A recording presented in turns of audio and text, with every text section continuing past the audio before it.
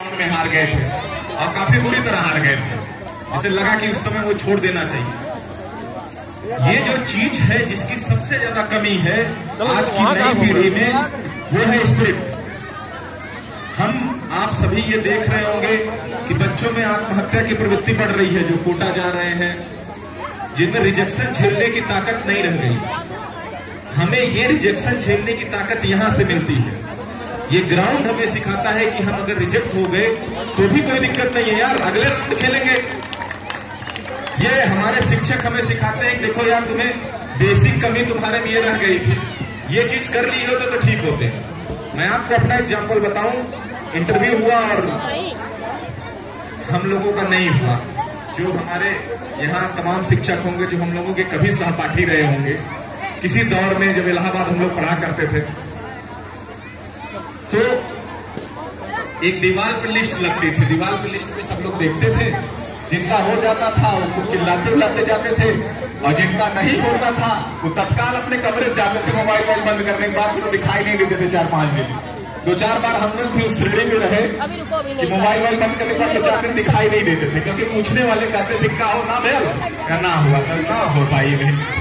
तो फिर हम लोग जब जाते थे तो गुरुदेव बताते थे, कहते थे कि नहीं इससे कोई बात नहीं यार, फलाने का तो 7 बार इंटरव्यू हुआ उसका नहीं हुआ, पता नहीं फलाने का हुआ था कि नहीं। लेकिन टीचर आपको इस अपराध बोध से मुक्त करता था कि देखो मेरा फलाना स्टूडेंट ऐसा था कि वो लास्ट में जो है नहीं हुआ उसका, वो लास्ट में आईएएस हो गया।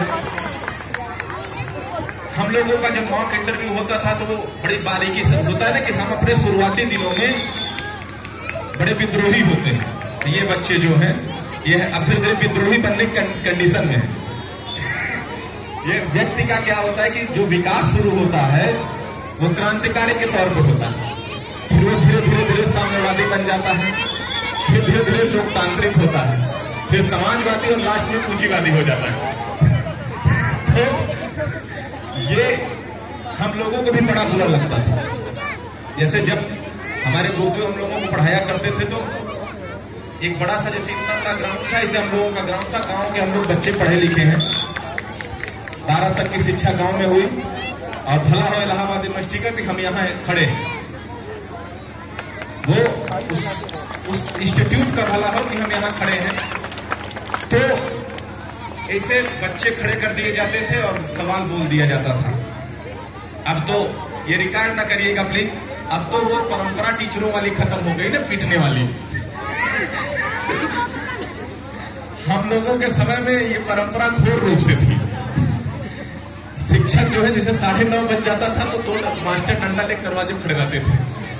तो हम लोग सोचते थे कि अंदर है न जाने की नौबत आए, लेकिन घर जाए तब भी धुलाते थे कि लेट कहे गए, तो इससे अच्छा था टीचरे की मार खा लो, 2-3 डंडा कोई बात नहीं। ये परंपरा अब तो भाई अच्छा वो हो गया माहौल, जो भी था उस दंड का बड़ा असर रहा जिंदगी में। उस दंड का इतना असर रहा कि आज भी मेरे गुरुदेव अगर मेरे सामने खड़े हो, मेरे इंटर कॉलेज की प्रिंसिपल मेरे सामने खड़े हो, तो मैं आपसे जितना बतिया रहा हूं उतना बतिया ना पाऊंगा। अगर वो वहां खड़े हैं तो मेरी आधी ताकत उनके साथ चली जाएगी। फिर मुझे शब्द चुनने पड़ते हैं कि कुछ बोल के कैसे काम खत्म करूं यार, बस ये सामने ना हो। लेकिन उन्होंने ये सिखाया है कि अगर 100 लोग हैं तब भी हार नहीं माननी। सवाल बोले जाते थे, अब तो उस तरह की शिक्षाएं नहीं रह गई, नए टीचर आ गए, नई व्यवस्थाएं आ गई, लेकिन शिक्षक हर काल एवं परिस्थिति में उसका कार्य कभी नहीं बदला।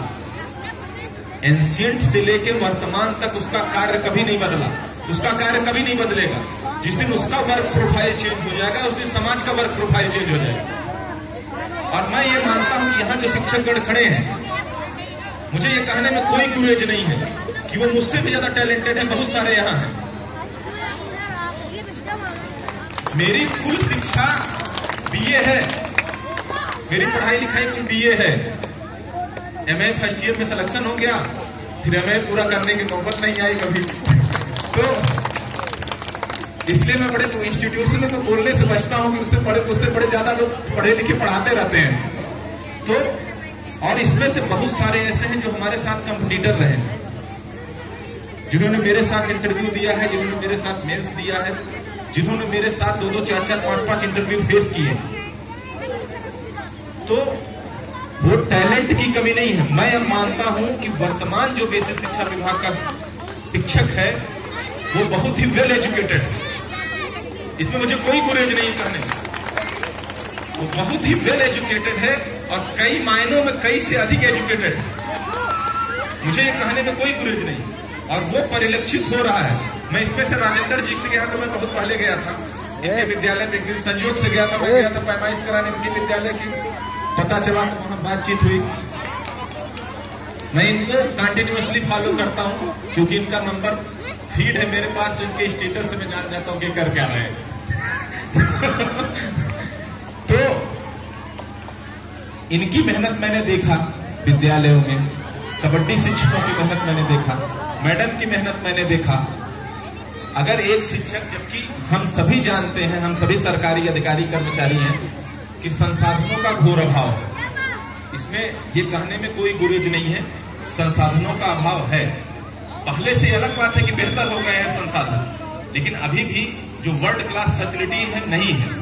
लेकिन ये बच्चे जो अभी से ये सीख गए हैं कि हारना कब है, कब जीतना है, कितना मेहनत करनी है, शाम के 5 बजे तक अगर ये खड़े हैं तो इसमें सबसे पहले ये अपने लिए तालियां बजा लें, खुद के लिए, फिर अपने गुरुजनों के लिए तालियां बजा दें जिन्होंने कैपेबल बनाया है कि जिससे आप यहाँ खड़े हैं, आप हारे हैं।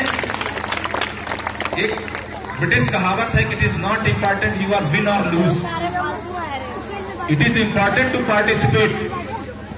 ये महत्वपूर्ण नहीं है कि आप जीते या हारे, इंपॉर्टेंट है कि आप लड़े कि नहीं।